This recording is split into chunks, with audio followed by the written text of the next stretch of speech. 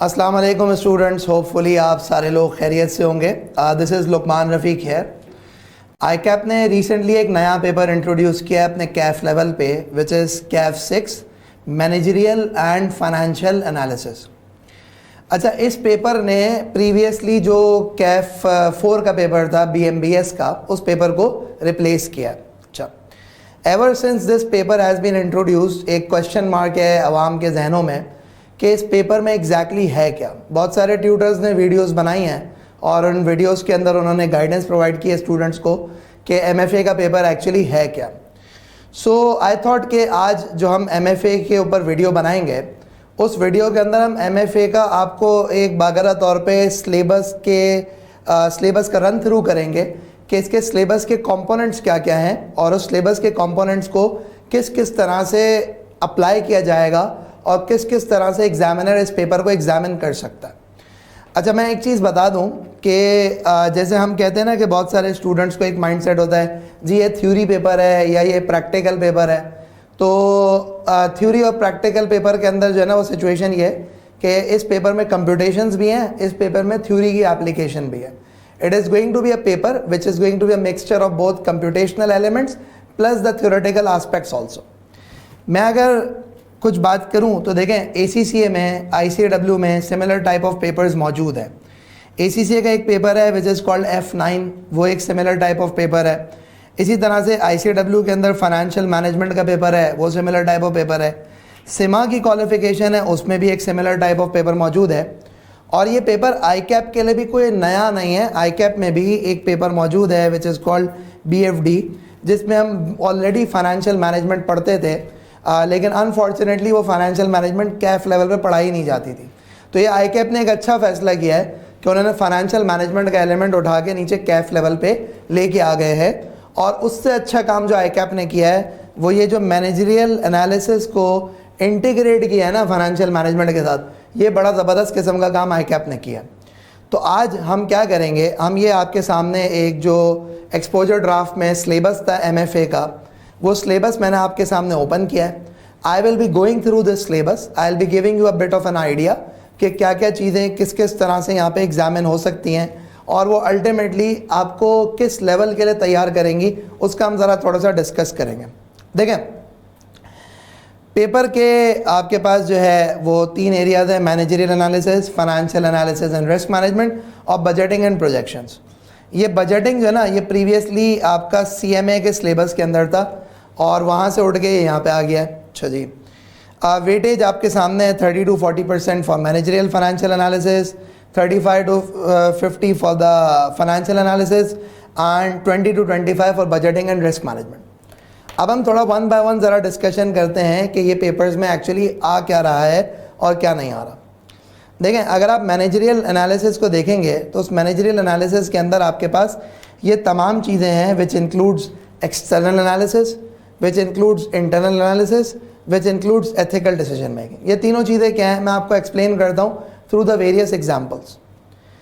फिर उसके बाद जो है आपका financial analysis and risk management है, जिसमें कुछ स्टैटिस्टिकल टेक्निक्स हैं, जिसमें कुछ फाइनेंसिंग एंड रिस्क एनालिसिस की टेक्निक है, और फिर उसके बाद बजटिंग एंड प्रोजेक्शंस है। अब now let's think about this whole कि ये तमाम की तमाम चीज़ें हैं क्या। सबसे अच्छी चीज़ आईकैप ने जो की है वो इस स्पेसिफिक सिलेबस के एंड पे स्पेसिफिक एग्जामिनेबल नॉलेज रेफरेंस दे दिया है, जो कि मैं समझता हूँ क्रक्स है पूरे सिलेबस का, कि पूरे सिलेबस के अंदर आपने जो कुछ पढ़ना है ना वो सब कुछ यहाँ पे आईकैप ने आपको एक्सप्लेन करके दे दिया। Now let's try to think कि what exactly is going to happen with respect to this specific paper. इसमें होगा क्या, क्या नहीं होगा। देखें, 2 मिनट के लिए ज़रा समझिएगा। फॉर एग्ज़ाम्पल आप एक बिज़नेस रन कर रहे हैं, अब एक पॉइंट ऑफ टाइम ये आता है कि बिज़नेस एक सैचुरेशन पॉइंट पे पहुंच जाता है। एक पॉइंट ऑफ टाइम ऐसा आता है जहाँ पे बिज़नेस सैचुरेशन पे पहुंच जाता है, बिज़नेस की ग्रोथ बंद हो जाती है। अब उस पॉइंट पे आप क्या करते हो, उस पॉइंट पे आप जो है वो मुख्तलिफ तरह की ग्रोथ अपॉर्चुनिटीज़ देखते हो। आई रिपीट, मुख्तलिफ तरह की आप ग्रोथ अपॉर्चुनिटीज़ देखते हो, और उस मुख्तलिफ तरह की ग्रोथ अपॉर्चुनिटीज़ के अंदर जिस तरह से MFA का सिलेबस है उसकी बेसिस पे मैं बात कर रहा हूँ। मैं कंप्लीट बात नहीं कर रहा कि कल कोई मेरी बात पकड़ के बैठ जाए कि जी ग्रोथ तो बहुत सारी तरह से हो सकती है, नहीं। मैं सिर्फ MFA के सिलेबस को मद्देनज़र रखते हुए बात कर रहा हूँ कि आपके साथ इस पेपर में क्या होगा। So like for example you are running a business जो कि एक सैचुरेशन पॉइंट पे पहुंच जाता है, और सैचुरेशन पॉइंट पे पहुंचने के साथ साथ जो है वो होता ही है कि आप कहते हैं मुख्तलिफ तरह की ग्रोथ अपॉर्चुनिटीज़ चाहिए। तो उस ग्रोथ अपॉर्चुनिटीज़ के अंदर आपके पास ये होता है कि you plan for the new investments. उस मुख्तलिफ तरह की ग्रोथ अपॉर्चुनिटीज़ में क्या होता है कि you plan for the new investments. एक चीज़ तो ये होगी। अच्छा, अब जब आप नई इन्वेस्टमेंट्स के लिए प्लान करते हो तो उसमें आपको पता है कि नई इन्वेस्टमेंट के अंदर हमें इन्वेस्टमेंट अप्रेजल करना पड़ता है, यानी हमें एक एवेल्यूएशन करना पड़ता है कि भाई कहाँ पे इन्वेस्ट करें, कहाँ पे इन्वेस्ट ना करें। तो उस इन्वेस्टमेंट अप्रेजल के अंदर मुख्तलिफ तरह की टेक्निक्स हैं, और उस मुख्तलिफ तरह की टेक्निक्स में एक टेक्निक्स है नेट प्रेजेंट वैल्यू की टेक्निक, जो कि आप पहले क्वान्टिटेटिव मेथड्स के पेपर में पढ़ के आ चुके हैं। बट अगेन वहाँ पे जो आप पढ़ते हैं उस टेक्निक को आप बहुत लिमिटेड पढ़ते हैं, और उसमें नॉन कॉम्प्लेक्स सिनेरियोज होते हैं। यहाँ पे जाके आपके पास सिचुएशन ये होगी कि आप बेसिकली क्या करेंगे, आप नेट प्रेजेंट वैल्यू की टेक्निक अप्लाई कर रहे होंगे, आप IRR की टेक्निक अप्लाई कर रहे होंगे, और उस नेट प्रेजेंट वैल्यू और IRR की टेक्निक के थ्रू आप डिसाइड कर रहे होंगे कि हमें इन्वेस्ट करना चाहिए या नहीं करना चाहिए। अच्छा, तो बेसिकली होगा कुछ इस तरह से कि आपको एक बात ये पता है कि NPV और IRR की टेक्निक्स में ये होता है कि we have got the cash flows, time period 0, time period 1, time period 2, time period 3, time period 4, मुख्तलिफ तरह के कैश फ्लोज होते हैं, cash inflows, cash outflows, etcetera etcetera, मुख्तलिफ तरह के आपके पास कैश फ्लोज होते हैं। उन तमाम के तमाम कैश फ्लोज को हम क्या करते हैं, उन तमाम के तमाम कैश फ्लोज को हम कहते हैं कि जी ये तो कैश फ्लोज है। अब इन कैश फ्लोज को हम डिस्काउंट करते हैं, और डिस्काउंट करके हम इनको टाइम पीरियड 0 के ऊपर लेके आते हैं। अच्छा, तो जब आप कैश फ्लोज को डिस्काउंट करते हो तो डिस्काउंट करने के लिए आपके पास एक डिस्काउंट रेट आता है, जो कि अब तक QMT के पेपर में है, और जो लोग प्रीवियसली कैफ एड कॉस्टिंग पढ़ के आ चुके हैं, उस प्रीवियस कैफ एड कॉस्टिंग के पेपर में आपको डिस्काउंट रेट गिवन होता था कि जी डिस्काउंट करेंगे 10% से, जी डिस्काउंट करेंगे 12% से, वगैरह वगैरह।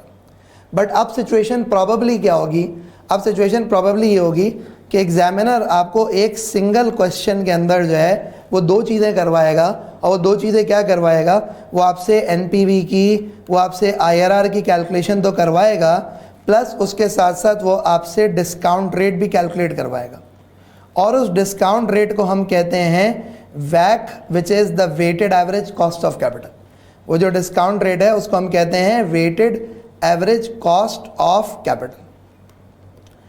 सो basically managerial and financial analysis के सिलेबस के अंदर जो एक एरिया आपके पास आ रहा है, उसमें weighted average cost of capital की कैलकुलेशंस आ रही हैं, और उस weighted average cost of capital की कैलकुलेशन के लिए CAPM का एक मॉडल है जो कि इंट्रोड्यूस हो रहा है।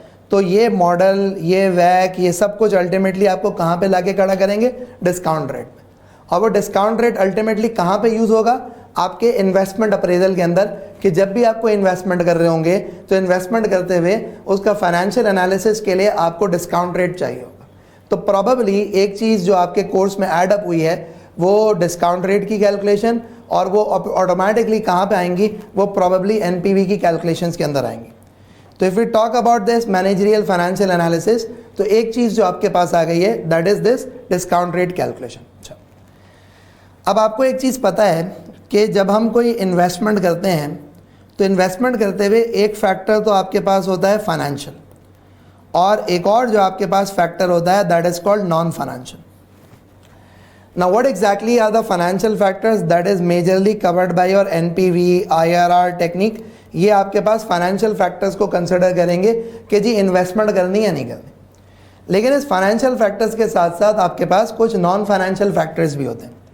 वो नॉन फाइनेंशियल फैक्टर्स क्या होते हैं, उस नॉन फाइनेंशियल फैक्टर्स के अंदर आप बहुत सारी चीज़ें देखते हो कि यार अगर मैं कहीं पे भी इन्वेस्ट करने जा रहा हूँ तो मुझे बहुत कुछ देखना है, मुझे बहुत कुछ ये देखना है कि जी जब मैं जिस इंडस्ट्री में इन्वेस्ट करने के लिए जा रहा हूँ वहाँ पे कंपटीशन के हालात क्या हैं, जी मैं जिस इंडस्ट्री के अंदर इन्वेस्ट करने के लिए जा रहा हूँ वहाँ पे लेजिस्लेटिव रिक्वायरमेंट क्या है, जी मैं जिस इंडस्ट्री के अंदर जो है वो इन्वेस्ट करने के लिए जा रहा हूँ वहाँ पे फ्यूचर के अंदर ग्रोथ अपॉर्चुनिटीज़ क्या है, वहाँ पे रिस्क क्या क्या इन्वॉल्व है, वहाँ पे जो है आपके पास जो है मज़ीद और क्या क्या थ्रेट्स हैं, जी वहाँ पे जो है क्या बोलते हैं कि टेक्नोलॉजिकल इन्हांसमेंट्स क्या क्या हो रही हैं एक्सेट्रा एक्सेट्रा, आप बेशुमार तरह के नॉन फाइनेंशियल एस्पेक्ट्स को भी कंसिडर करते हो when you talk about it. क्योंकि देखिए ना, एक चीज़ इमेजिन करें, जैसे मैं आपको एक बिज़नेस बताता हूँ। एक बिज़नेस है, ये जो टायर्स होते हैं ना, हम क्या करते हैं पाकिस्तान में, हम ये करते हैं कि जब तक गाड़ी के टायर गंजे ना हो जाए ना, जब तक उनके बिल्कुल प्रॉपर किस्म के जो ना वो कट्स ख़त्म ना हो जाए, तब तक हम टायर डिस्कार्ड नहीं करते। और टायर डिस्कार्ड भी नहीं करते, और जब डिस्कार्ड भी करते तो पंक्चर वाले को बोलते हैं ला भाई 500 रुपये दे। तो हमारी तो अप्रोच ही है। खैर, दुनिया में ऐसा होता है कि दुनिया में जो टायर्स होते हैं ना, वो बहुत फ्रीक्वेंटली रिप्लेस हो जाते हैं। यानी कि थोड़ा सा माइनर कट लग गया, कुछ हो गया, टायर रिप्लेस हो गया। वो ये नहीं देखते कि जी जो है ना ये 20,000 रुपये का टायर है एक, ये 25,000 रुपये का टायर है। They simply replace because they can not take the risk. Plus वहाँ पे कंट्रीज़ के अंदर जो सेफ्टी रेगुलेशंस भी होती हैं वो भी अलाउ नहीं करती। तो बीच में पाकिस्तान के अंदर ऐसा हुआ कि बहुत सारे लोगों ने टायर के अंदर जो रबर होता है ना, उस रबर के थ्रू एक ऑयल एक्सट्रैक्ट होता है, और वो ऑयल बहुत सारी इंडस्ट्रीज़ के अंदर चलता है अपनी फर्नेसेस को ब्लास्ट करने के लिए, फर्नेसेस को रन करने के लिए, कि उसके थ्रू एनर्जी जनरेट होती है, और एनर्जी जनरेट होते होते जो ना वो आपके सारा फैक्ट्री की प्रोडक्शन चलती है। तो बेसिकली हुआ कुछ तरीके से था कि यहाँ पे कुछ एक बंदे ने, दो बंदे ने, तीन बंदों ने, 2-3-4 लोगों ने ये फैक्ट्रीज लगाई, प्लांट्स लगाए, जिसके थ्रू वो बाहर से मिडल ईस्ट से टायर इंपोर्ट करते थे। क्योंकि वो तो स्क्रैप वाले टायर होते थे, वो स्क्रैप वाले टायर इंपोर्ट करते थे, इंपोर्ट करके टायर फ्यूल निकालते थे, और टायर का ऑयल निकाल के वो अल्टीमेटली मार्केट में बिकता था। ऑल ऑफ अ सडन इतने सारे प्लेयर आ गए कि वो जो फ्यूल की जो प्राइस थी, वो प्राइस ही ख़त्म हो गई। तो अल्टीमेटली कितने सारे बिजनेसेस लॉस में चले गए। तो आप अगर इन्वेस्ट करते हो तो इन्वेस्ट करते हुए आप सिर्फ ये नहीं देखते कि यार मैं जिस बिजनेस में जा रहा हूँ उसमें रिटर्न्स अभी कितने, आप ये भी देखते हो उसमें कंपटीशन क्या है, और आइंदा आने वाले वक्तों में क्या होगा और क्या नहीं होगा। अभी मेरी 4 दिन पहले किसी से बात हो रही थी, उसने कहा यार डॉलर ले लेने चाहिए। मैंने कहा भाई डॉलर ले लेंगे तो कितने पे डॉलर चला जाएगा? तो बात हुई कि भाई 175, 178 इस पे डॉलर चला जाएगा। आज ही की न्यूज़ है कि स्टेट बैंक ऑफ पाकिस्तान ने 1.2 मिलियन डॉलर इंजेक्ट कर दिए, जिसकी वजह से डॉलर का रेट अभी डाउन हो गया। जो कल 169 था वो 168 पे आ गया, और शायद आइंदा आने वाले दिनों के अंदर ये भी न्यूज़ आ रही है कि 165 पर डॉलर आ जाएगा। कंट्रोल करके रखेंगे।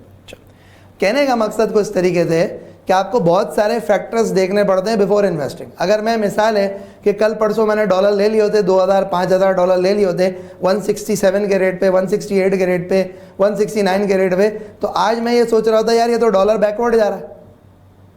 तो समझाने की बात यह है कि आप कहीं भी किसी भी बिजनेस में, किसी भी कमोडिटी में, किसी भी चीज़ में इन्वेस्ट करेंगे तो इन्वेस्ट करते हुए आपको एक चीज़ का ख्याल रखना है कि बहुत सारे नॉन फाइनेंशियल फैक्टर्स होते हैं which need to be considered. बहुत सारे नॉन फाइनेंशियल फैक्टर्स होते हैं which need to be considered. उनको कंसिडर करोगे तो काम चलेगा, वरना काम नहीं चलेगा। अच्छा, अब देखें, हम बात करते हैं आगे। तो बेसिकली इस मैनेजरियल एंड फाइनेंशियल एनालिसिस के सिलेबस के अंदर आप ये देखेंगे कि ये मुख्तलिफ तरह के मॉडल्स आ रहे हैं। वो मुख्तलिफ तरह के मॉडल्स क्या आ रहे हैं, जिसमें शॉर्ट एनालिसिस यानी कि स्ट्रेंथ, वीकनेस, अपॉर्चुनिटी, थ्रेट्स का एनालिसिस होगा, जिसमें पोर्टर 5 फोर्सेस मॉडल होगा। एक मॉडल है जो कि आई थिंक आप थोड़ा बहुत पढ़ते भी हैं, बट ये 5 फोर्सेस मॉडल आपको बताएगा कि जी कॉम्पिटिटर की फोर्सेस को कैसे देखना है, कस्टमर के पावर को कैसे देखना है, सप्लायर के पावर को कैसे देखना है, उसके साथ साथ जो है वो न्यू एंट्रेंस की थ्रेट को कैसे देखना है, ऑल्टरनेट सब्स्टिट्यूट प्रोडक्ट को कैसे देखना है। आपको बहुत सारे फैक्टर्स ये बताएगा, जिसको मद्देनजर रखते हुए आप बिजनेस की डिसीजन मेकिंग करें। फिर देन प्रोडक्ट लाइफ साइकिल। देखें, मैं आपको एक बात बताऊं, ये मैं गारंटीड कह सकता हूँ, आप सारे के सारे लोग जो मेरी वीडियो सुन रहे हैं, जब वो पैदा हुए होंगे तो बचपन में आपको बुखार होता होगा, या बचपन में आपको दर्द होता होगा, या कुछ भी होता होगा, तो आप पैनाडोल का सिरप पीते होंगे। थोड़े से बड़े हो गए होंगे तो पैनाडोल की आप जो ना टैबलेट खाते होंगे, और आज तक आपको कोई दर्द होता होगा तो आप पैनाडोल की टैबलेट खाते होंगे। अब चाहे वो पाँव का दर्द है, चाहे वो जो है वो पेट का दर्द है, चाहे वो सर का दर्द है, चाहे वो बुखार है, आप पैनाडोल की टैबलेट खाते हैं। अच्छा, अब ये तो हो गया पैनाडोल, जिसकी एक लाइफ साइकिल है। क्या लाइफ साइकिल है कि हम बचपन से 55 तक पहुंच जाएंगे, पैनाडोल जो ना वो ख़त्म नहीं हुई। लेकिन वक्त के साथ साथ आपने देखा उन्होंने पैनाडोल के फॉर्मूले रिवाइज करे, बहुत कुछ करा। इसी तरह से बहुत सारी प्रोडक्ट ऐसी होती हैं जिनकी लाइफ साइकिल बहुत शॉर्ट होती है, जिनकी लाइफ साइकिल बहुत ज़्यादा शॉर्ट होती है कि वो शायद 6 महीने लास्ट करते हैं, वो शायद 1 साल लास्ट करती हैं, वो शायद 2 साल लास्ट करती हैं। एक ज़माने में लेज़र लाइट्स आती थी, वो लेज़र लाइट को आज कोई पूछता भी नहीं है, वो किसी कोई पूछता भी नहीं है लेज़र लाइट को। एक ज़माने में हम जब छोटे थे तो हम जो है वो 1200-1300 रुपए की लेज़र लाइट लेते थे, और अगर उस लेज़र लाइट के ऊपर आपको फिल्टर ज़्यादा लगाने हैं तो आपको 2300 रुपए की 2400 रुपए की लेज़र लाइट मिलेगी। आज मेरे ख्याल में 200-300-400 रुपए की लेज़र लाइट होगी। तो एक प्रोडक्ट का लाइफ साइकिल होता है जिसमें कुछ पॉइंट ऑफ टाइम के ऊपर प्रोडक्ट बहुत ज़्यादा जो है वो आपको रेवेन्यूज़ कमा के दे रही होती है, और कुछ पॉइंट ऑफ टाइम के ऊपर उसका डाउनवर्ड ट्रेंड आ जाता है, तो आपको ये मद्देनजर रखना होता है। तो बेसिकली ये प्रोडक्ट लाइफ साइकिल के मॉडल पढ़ेंगे, और भी बेशुमार तरह के बिजनेस मैनेजमेंट के मॉडल्स हैं जो कि इस MFA के कोर्स में आप पढ़ रहे होंगे। So that is one of the aspects of the MFA। Plus MFA के अंदर मैंने आपको एक चीज़ और बता दी, विच इज़ बेसिकली मैंने आपसे ये कुछ जो है वो बेसिकली इन्वेस्टमेंट अप्रेजल की भी बातें कर ली, ये भी कुछ बातें कर ली। इसके साथ साथ यहाँ पे आप अगर देखेंगे तो MFA के सिलेबस के अंदर एक चीज़ और भी है, विच is actually about the sources of finance. देखें, पुराना जो कॉस्टिंग का पेपर था ना, CMA का पेपर, उसमें एक चैप्टर था फाइनेंशियल इंस्ट्रूमेंट का। वो चैप्टर फाइनेंशियल इंस्ट्रूमेंट का रिमूव होके उसका एक्सटेंडेड वर्जन यहाँ पे आ गया, जिसमें एक और एडिशनल चीज़ आ गई, विच इज़ द इस्लामिक फाइनेंस, कि जी इस्लामिक मोड के थ्रू फाइनेंस कैसे रेज होगा, चाहे वो मुदारबा हो, चाहे वो मुशारका हो, चाहे वो आपका इजारा हो एक्सेट्रा, चाहे वो सुकुक्स हो, तो मुख्तलिफ फॉर्म ऑफ इस्लामिक फाइनेंस होते हैं, वो सब कुछ भी आप यहाँ पे पढ़ेंगे। इन एडिशन टू दिस, यहाँ पे एक और बड़ी इंपॉर्टेंट चीज़ है, विच is actually the risk management technique. और अगर आप इसकी एडिशनल चीज़ों को यहाँ पे देखेंगे तो ये पूरा का पूरा एरिया जो है ना, ये आपका BFD के कोर्स से उठ के आ रहा है, कि जहाँ पे आप इंटरेस्ट रेट्स को भी हेज करेंगे, जहाँ पे आप फॉरेन एक्सचेंज को भी हेज करेंगे, जहाँ पे आप कमोडिटी एंड सिक्योरिटीज़ को भी हेज करेंगे। थोड़ा सा ओवरव्यू दे देता हूँ कि क्या ओवरव्यू है। फॉर एग्जांपल, आपने गुड्स इंपोर्ट किए। अच्छा, जब इंपोर्ट होते हैं ना तो लेटर ऑफ क्रेडिट पे होते हैं, जिसको LC कहते हैं। उसमें आप बैंक को इन्वॉल्व करते हैं। पेमेंट आपकी उस वक्त होती है जब आप LC को जो है वो अपनी सेटल कर रहे होते हैं। तो अगर फॉर एग्जांपल आपने इंपोर्ट किया, उस वक्त डॉलर था 160 का। अब आपके गुड्स को ट्रांजिट में, कस्टम में क्लियर होते होते आपके तकरीबन जो है ना वो 2 महीने लग गए। और आज की डेट पे, जिस डेट को आप अपने गुड्स रिसीव कर रहे हो, जिस डेट पे आप अपनी LC मैच्योर करवा रहे हो, उस डेट को डॉलर का रेट हो गया 170 रुपये। तो अगर लेट से कि $1,00,000 की मैंने जो है वो इम्पोर्ट करी थी, तो $1,00,000 को अगर मैं जो है वो मल्टीप्लाई बाय 160 करता, तो मेरे पास जो है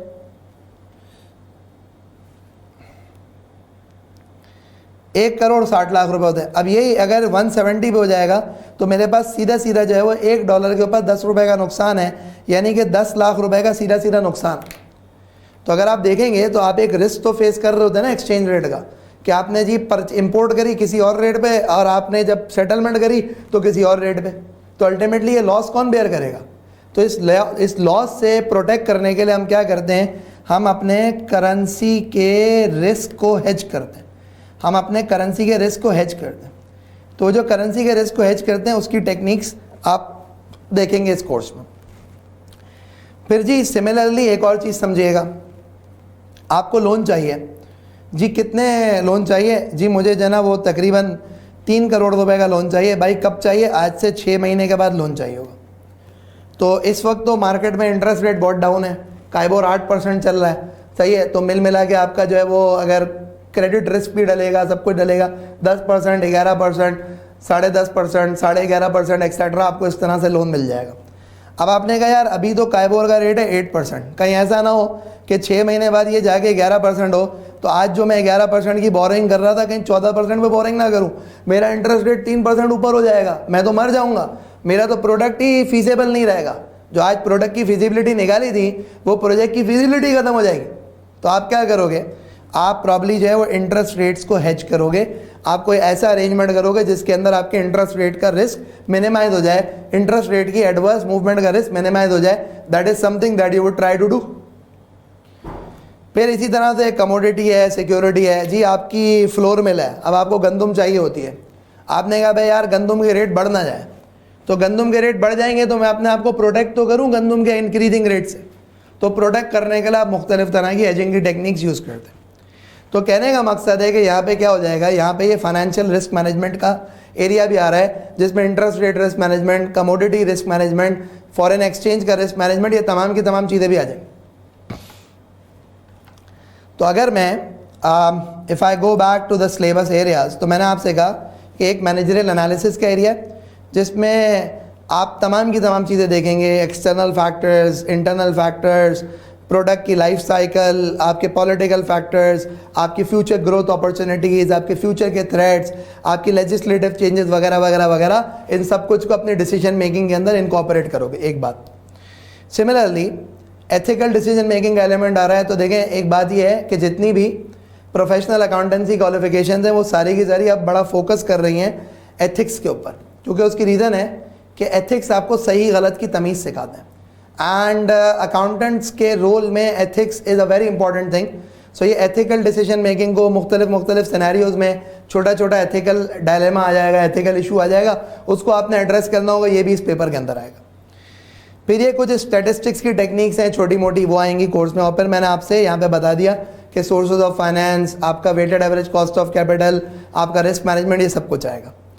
और फिर यहाँ पे आपके पास मुख्तलिफ तरह की डिसीजन मेकिंग की टेक्निक और एक बड़ी इंपॉर्टेंट चीज़ आएगी which is actually going to be the working capital requirement और वर्किंग कैपिटल मैनेजमेंट। तो वर्किंग कैपिटल की मैनेजमेंट की टेक्निक्स भी मोस्ट प्रॉब्ली आपके पास जो है वो इस कोर्स के अंदर आ जाएंगे और भरपूर किस्म से आएंगे।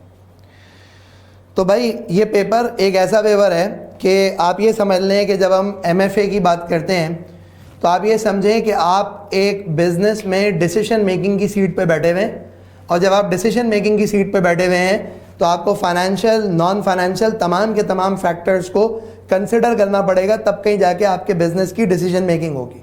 ये नहीं हो सकता कि आप ये सोचें मैं लाख रुपए मिल रहे हैं डिसीजन में इन्वेस्ट कर दूं। ये नहीं हो सकता कि आप कहो कि जी जना मुझे 2 करोड़ रुपए बच रहे हैं मैं इन्वेस्ट कर दूं। ओ भाई नहीं, साथ में रिस्क कितना इन्वॉल्व है ये भी तो देखो, साथ में अनसर्टेनिटीज कितनी इन्वॉल्व है ये भी तो देखो। और सिर्फ फाइनेंशियल फैक्टर्स पे इन्वेस्टमेंट नहीं करना, नॉन फाइनेंशियल फैक्टर्स को कंसिडर करना पड़ेगा। तो ये पेपर आपको तैयार करेगा एक आपका माइंडसेट डेवलप करने के लिए, एक आपकी अंडरस्टैंडिंग डेवलप करने के लिए कि बिजनेस की डिसीजन मेकिंग करनी किस तरह से। So I will be teaching this paper MFA, मुख्तलिफ प्लेटफॉर्म्स के ऊपर I will be teaching this specific paper इंशाल्लाह। और I look forward to welcoming you all. मेरा why do I think that I am suitable for this subject, मेरा कोई 10 साल का तजुर्बा है फाइनेंशियल मैनेजमेंट पढ़ाने का, बिजनेस मैनेजमेंट पढ़ाने का, परफॉर्मेंस मैनेजमेंट पढ़ाने का।